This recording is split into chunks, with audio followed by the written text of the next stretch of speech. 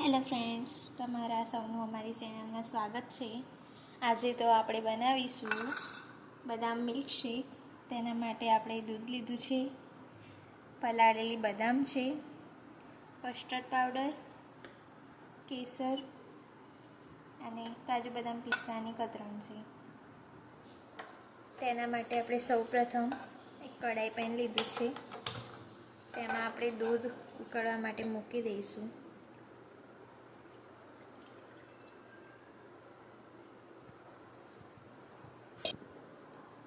दूध આપણું ઉકળે ત્યાં સુધી આપણે આ પલાળેલી બદામ જે છે તેને ફોલી લઈશું।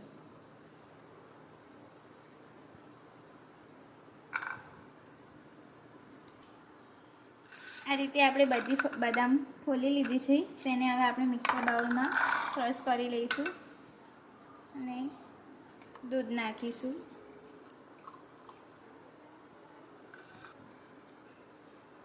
આપણે કેસર આમાં જ એડ કરી દઈશું અને આપણે આને ક્રશ કરી લઈએ। આ આપણી પેસ્ટ તૈયાર છે।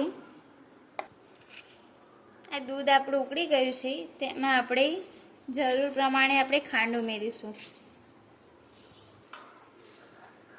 હવે તેને બરાબર આપણે મિક્સ કરીને ફરીથી ઉકળવા દઈશું।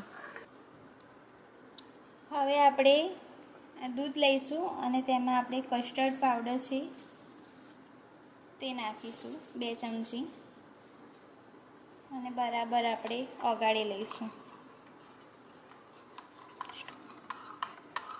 આપણી પેસ્ટ મિક્સ થઈ ગઈ છે, તેને આપણે આમાં નાખી દઈશું।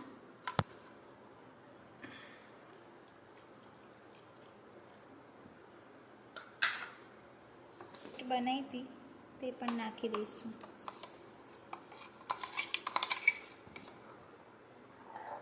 હવે બરાબર બધું મિક્સ કરીશું અને આને આપણે ઉકળવા દઈશું। હવે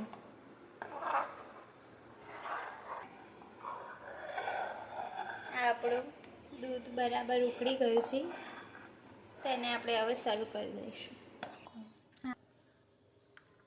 આ આપણો બદામ મિલ્કશેક તૈયાર છે, તેને કાજુ બદામ પિસ્તાની કતરણથી આપણે સર્વ કર્યું છે।